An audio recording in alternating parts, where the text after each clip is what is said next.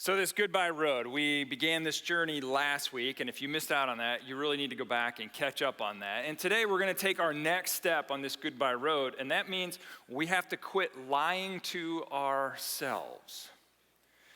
Now, let me pause on that because that's a pretty heavy question right there. We've got to quit lying to ourselves because the person that really I want you and you need to want to, and your Heavenly Father wants you to be honest with, is yourself. Because here's what I know about you, and it's true about me. If you lie to you, then you're most likely going to lie to me. And you're going to lie to the people around you. Because to lie to others, you first have to lie to yourself. So what we want to do through this particular series is, and we want to do this every week, but we want to find this intersect. We want to find where these two roads collide.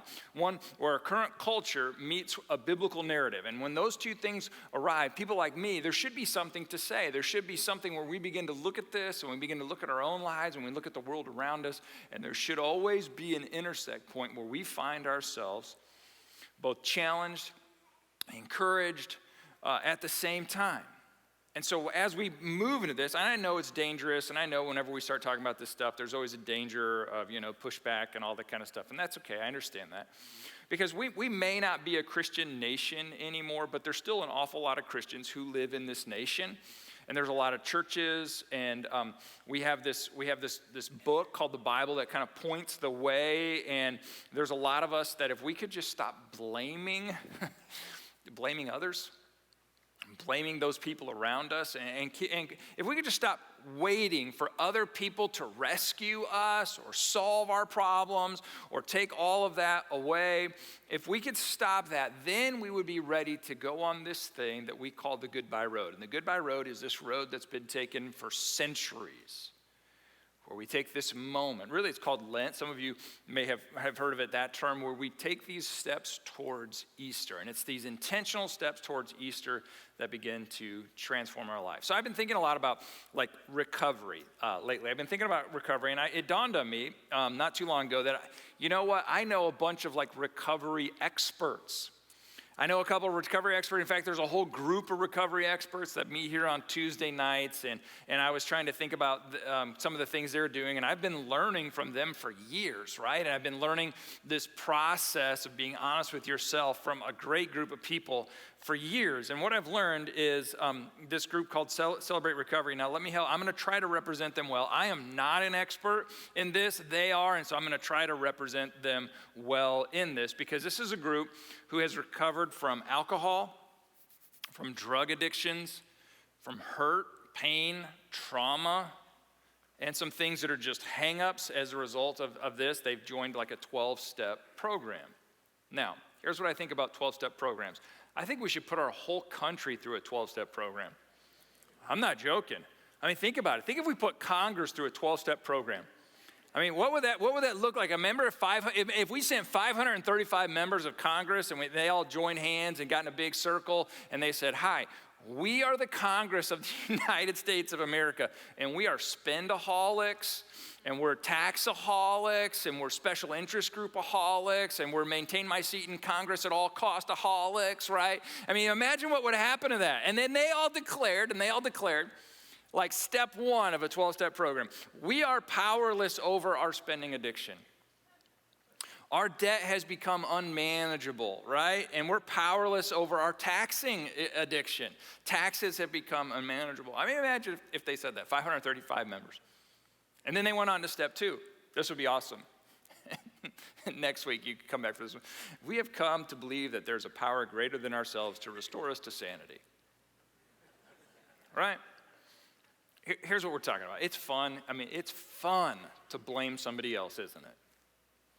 It's fun to blame somebody else. In fact, some of you have made friends because you've blamed the same people, right, in your life, or you've blamed other people in your life. And if you weren't here last week, we spent some time looking at these very, very powerful words of Jesus that honestly we don't spend a lot of time on. And the reason we don't is because it has to do more with us. And it's when Jesus says in Matthew, "Please don't look at the speck of dust in your brother's eye when you have a log in your own eye," which is essentially don't be hypocritical about judging others because they have a little speck in their eye when you have a log in their own eye.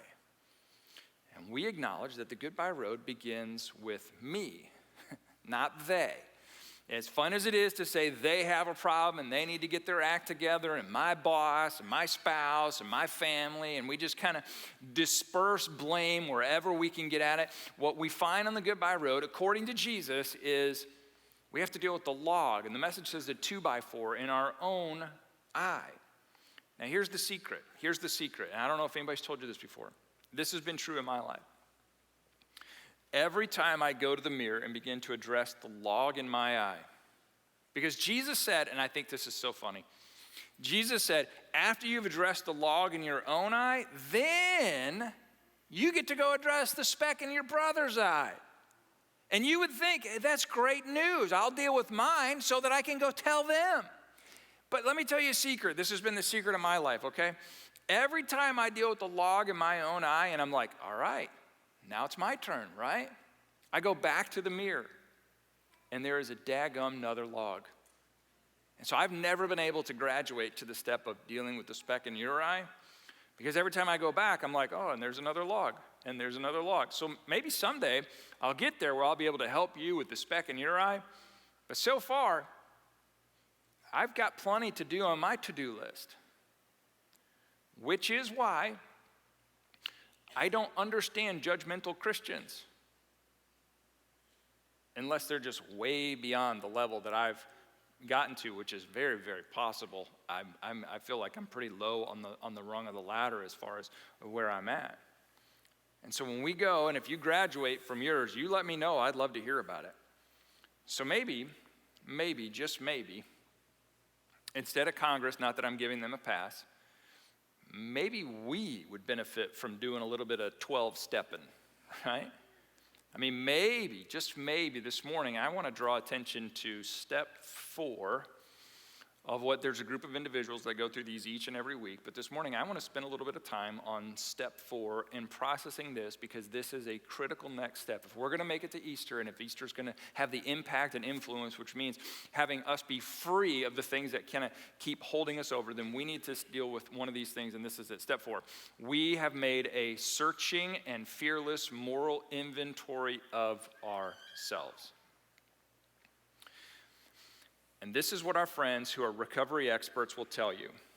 You will never completely recover until you are completely honest with yourself. You will never be able to say goodbye to that thing in your life, that story, that narrative, the thing that you've believed in yourself, even if it's personal, where you don't feel like you ever measure up or you don't feel like you're enough. You'll never be able to get over any of that until you're honest with yourself, because that first step of saying goodbye begins with a fearless moral inventory. And do you know why that's a necessary step? Because being honest with ourselves does not come naturally. You already knew that. I didn't need to tell you that. Isn't it true? You justify everything that you do. Well, this is okay. That's good enough. That's fine. I would, but I don't want to. This is all right. And it's worse than that, right? We don't take responsibility for our bad decisions. And the reason is we don't like the word sin. Anybody in here like, oh, I love the word sin? No, you don't. You just lied, right? We don't want to say, I was wrong. I made a mistake. I didn't hear you correctly. I responded poorly. Because we've been told that shame and guilt are always bad. So we choose to blame. And the American motto has been, if it wasn't for, right, I wouldn't have. Have you ever done this? I'll just give you one I've done. If it wasn't for COVID, I would have, right? If it wasn't for the last election, I would have. If it wasn't for the weather, I would have. If it wasn't for inflation, I would have. If it wasn't for, I would have. Because no one in our culture models responsibility for bad decisions. And if you make bad decisions, what do? you get a good lawyer, right? Then you don't have to take responsibilities for your bad decisions. A good lawyer will help you with that. But our Celebrate Recovery experts will tell you getting away with will ensure, if you can get away with it, that will ensure you will never say goodbye to that thing. If you can figure out how to weasel your way or lie to yourself or lie to others, and if you can get away with it, you will never say goodbye to. Because let's be honest, isn't it true? Isn't it true? Some of you are mad because you got caught. You're not mad you sinned. You're not mad at what you did. You're mad you got caught. You're mad somebody found out. That's what you're mad at. And so when we refuse to take a fearless moral inventory, things get tangled up in our heart and in our life, and it starts to throw us off in our life, and we start to compensate through various ways, because being honest is really our only way forward, and we never really kind of get over and can say goodbye to bad decisions by excusing them. The moment we start to excuse our bad decisions, we will repeat them. Which is why sometimes you've prayed, oh God, if you will, I'll never, ever, ever, ever do that again or say that again or be a part of that again. If you'll just, right? Because avoiding external consequences and internal ones too is our way so that we never really get the opportunity to say goodbye to something. Now, Christians believe that we come by this naturally.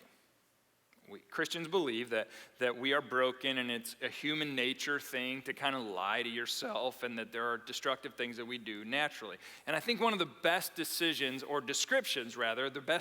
for this comes from the Old Testament through the prophet of Jeremiah. Now, Jeremiah served as God's messenger and mouthpiece for Israel in about 600 years. 600 years before Jesus is born, 600 years before there's wise men and shepherd and they all gather around the manger nativity, 600 years before all that, God sends someone and he to warn the kings. There's a new king that's over there, and he keeps breaking God's covenants, and there's a new king, and time after time they talk themselves in. These kings would talk themselves into doing the dumbest stuff. 600 years before Jesus, these kings would they could justify just stupidity, right?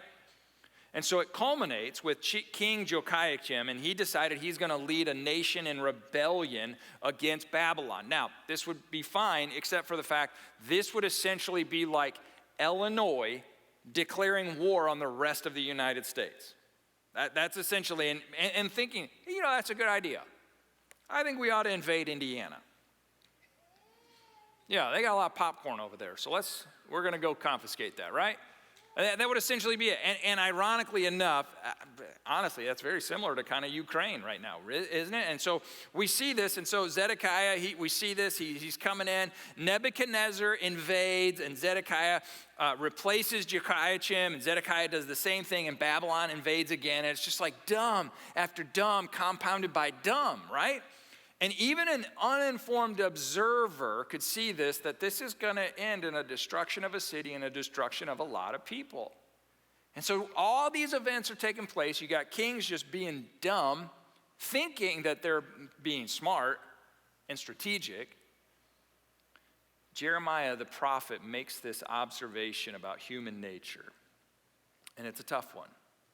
He says, why do we keep doing all this? He says, well, it's because the heart is deceitful. The heart's deceitful above all things. And it's almost like a virus you carry in it. It's beyond a cure. And who can trust it? Because you keep doing the same dumb thing over and over and over and over and over. And there's a difference. There's a difference between being dishonest and being deceitful. You've met dishonest people before. And how do you know they were dishonest? Because they weren't shrewd and smart enough to dupe you, right? They're just dishonest. And their dishonesty is apparent. You're not telling the truth, right? You can tell. You can tell dishonesty. Deceitfulness, though. Deceitfulness is direct misleading. And Jeremiah says, look, you guys have not just been dishonest, you've been deceitful. And in your heart, there's not a cure for this, and this is why so many of you are led astray is not because somebody else was dishonest to you. It's usually because we're deceitful with ourselves, genuinely deceived. So he just echoes this back to verse 9. He says, the heart is deceitful above all things and beyond cure. Who can understand it? Then he says, I am the Lord. I, the Lord, search the heart. I'm the one that goes after the speck in your brother's eye. I search the heart and I examine the mind, and I'll reward each person according to their conduct, according to what their deeds deserves. Have you ever done this in your life where you've done something, said something, and after a day, after a week, a month, a year later, you go, what was I thinking? I know better than that. And according to Jeremiah would say, well, it's because you deceived yourself first. Have you ever seen other people, you looked at what they did and you're like, that's so dumb. I don't know why they would do that. Why would they do that? They know better than that. And Jeremiah would say, well, yeah, they've not graduated past this place. Because we all have within us the propensity to deceive ourselves. We lie to ourselves. We lie to ourselves. In fact, you've lied to yourself more than you've lied to others because you had to convince yourself first, right? Before you could lie to somebody else, you had to convince yourself. And here's one of the things I think we miss all the time. You're a somebody too. Wouldn't you be mad if somebody lied to you? Well, you're a somebody too. So the solution is a fearless moral inventory of yourself, a heart-to-heart conversation with yourself. You have to stop lying to you. And before we're done here today, we'll figure out, well, how do we do that? And what do you think I'm lying to myself about? And why should I care about this? Well, this morning I want to introduce you to my friend Eric. And Eric has been down this journey of the Goodbye Road. And I want you to listen to Eric's story as he walks you through his journey of stopping lying to himself. Turn your attention to the screens.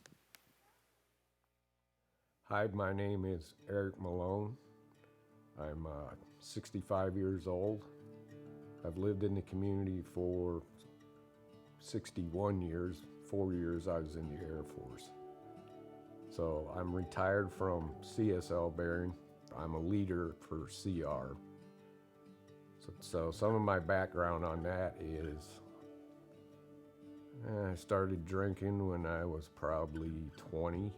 I was in the Air Force and drank right up until 6 years ago. So what happened, I had a seizure and put me in the hospital. And the doctor told me if I kept drinking, I'd be dead in 2 more years. I used to drink every night after work. And I'd usually drink a pint of either whiskey or vodka because I had this real nice garage that I fixed up like a Taj Mahal. I had my 62-inch TV out there, a big bar. So I'd come home from work because my wife would get home later than me. So I'd just go straight out to the garage. My wife kept telling me I needed to slow down. And then one day before this seizure, I had a buddy over and he brought a 6-pack with him. And next thing I knew, I had been drinking all day, out in the garage, mowing the grass, doing that kind of stuff. And I just fell face down on the concrete. He had to physically carry me in the house because I had blood all over me. So that was a real eye-opener. I was confronted several times by some friends of mine who have moved away since, but she came in, we were at Oliver's one day, and they came in and she just read me the riot act. So, called me a drunk, and these were good friends of ours. So that really hurt. I was lying to myself saying that doing that was okay. It wasn't okay, because I was hurting other people as well as myself. The first time I went to CR, I was a nervous wreck because I didn't know. I had gone to an AA meeting, and the first thing when you walk in there, they want you to say you're an alcoholic. Hi, my name's Eric, and I'm an alcoholic. And I'm like, that doesn't work for me. So I had heard through some friends about CR, the friends that confronted me at Oliver's, and I heard good things. So the first time I walked in there, I'm like, I feel really comfortable here, because nobody asked you to say you're an alcoholic. All they did was say, thank me for coming my first day. They knew it was hard, which it was. And the first meeting I went to, I was with Russ, and he and I hit it off right away. And then I just started coming every week after that. It was like, that almost became like an addiction. I mean, there had to be something really crazy going on for me not to make Tuesday night. I left that first night feeling a lot different. I left with a smile, because I felt like nobody was criticizing me, and they all knew that why I was there, but nobody was trying to pull anything out of me or get me to confess to anything. I feel a lot better about myself, because now I'm not lying to people and hiding bottles around the house and, doing all that kind of stuff that goes along with being an alcoholic. When I get up in the morning now, I read a devotional, and I put God first. So that makes you think. You don't think all of that, hey, I can't wait to get home so I can have another beer, That's the next step on the goodbye road. Because telling yourself the truth is liberating. And when you're able to tell yourself the truth, it's going to begin to bring clarity into your life.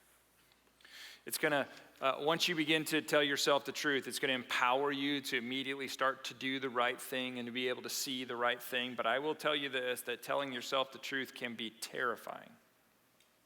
Because now you're holding you accountable for you. And those reasons that you would spew out to other people about why you think or believe or act a certain way, now you're accountable to you. So, if you'll let me, can I poke around a little bit? Can I just poke around and see? Like, you never been to the doctor and they're like, does this hurt? Does this hurt? Does this hurt? Let me just poke a little bit. You're not going to like it. But let me help you take a little bit of inventory here. What should we be looking for? Well, let me just start. Some of you are racist and you've never owned that. Now, that goes both ways. Like white, black, Latino.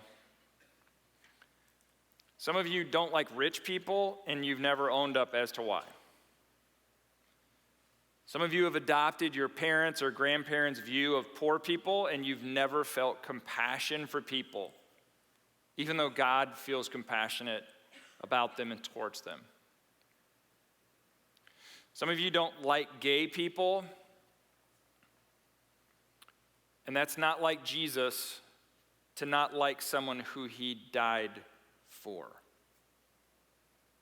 Some of you have never felt the appropriate impact of shame for what you've done, or things you've been ashamed for, and it's painful, and you've drug it up, and you've excused it. You've martinied it away. You've sexed it away. You've numbed yourself away, but you've never experienced forgiveness, and so you compensate in your life. Some of you may have had a legal abortion and told yourself that since it was legal, you weren't ready. Or some of you have fathered kids and escaped legally, but you haven't recovered from it. Maybe you've injured someone. And some of you need to go home and honestly finish one of these statements. Ready? I'm just going to read some of these. You need to answer these questions to yourself honestly. The real reason I'm unemployed is. The real reason I didn't pay my taxes is. The real reason. The real reason I dropped out of school or took time away from school is. The real reason. The real reason I'm taking this job is. The real reason I'm selling my house is. The real reason I bought this or purchased this or I'm going there is. The real reason that you filed for a divorce is. The real reason you married him is. The real reason you moved in together is. The real reason you start the day with a drink is. The real reason you have pills hidden in your closet or under the bed or somewhere else is. The real reason you hired that person is. The real reason you're not more generous is. The real reason you can't put your phone down is. Now, wouldn't it be awesome? Wouldn't it be awesome if we could just get a handful of congressional representatives to go on national television and say, look, I confess I don't care about the poor. I confess I just leverage their cause so that I can benefit my own. I'm sorry. We would cheer and be shocked, wouldn't we? Or if someone says, hey, I've been a hypocrite, I resign. Sorry. We'd be shocked at our politicians. But what the goodbye road says to us is, stop the blame game. It starts with you. It might as well start with you. It's not they. The goodbye road starts with me and we. Because this road begins with a fearless moral inventory, and I'm going to tell you, it's terrifying, but it's healing. And it paves the way for us to experience Easter. So this morning, I want to give you a minute to be honest with yourself. And maybe for some of you, you've got some dark secrets that you've just been kind of holding on. Or maybe you've been telling yourself, yeah, I've got an addiction, but it's a minor addiction. It's not a major addiction. I just tell you right now, our Tuesday night friends, they're giggling about that. There's no such thing as a minor addiction. So maybe you got an area that's been kind of dark and you want to keep dark, and maybe today you want to go light a candle as a response and say, okay, God, I'm thinking about it. I need some light to pour into that area of my life. Others of you may want to take communion today. Others of you just may need to write the thing that you need to be honest about. Don't put your name on it. Just write that I need to be honest about. Because it's time for you to stop lying to you about you, so that you can begin to take these steps towards Jesus.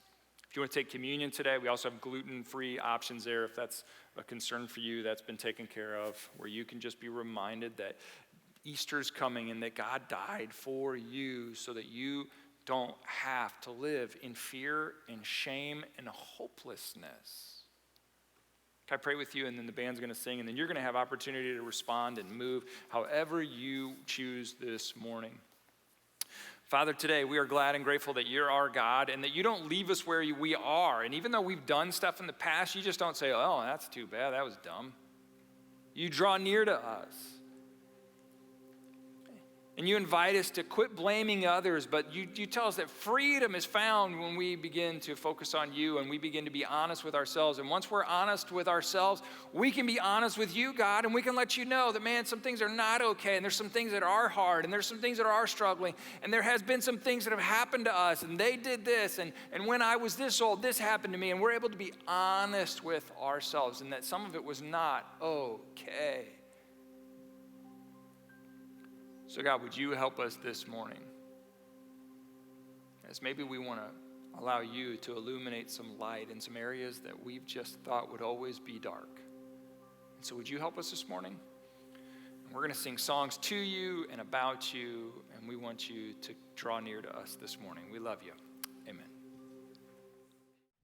Thanks for joining us this week.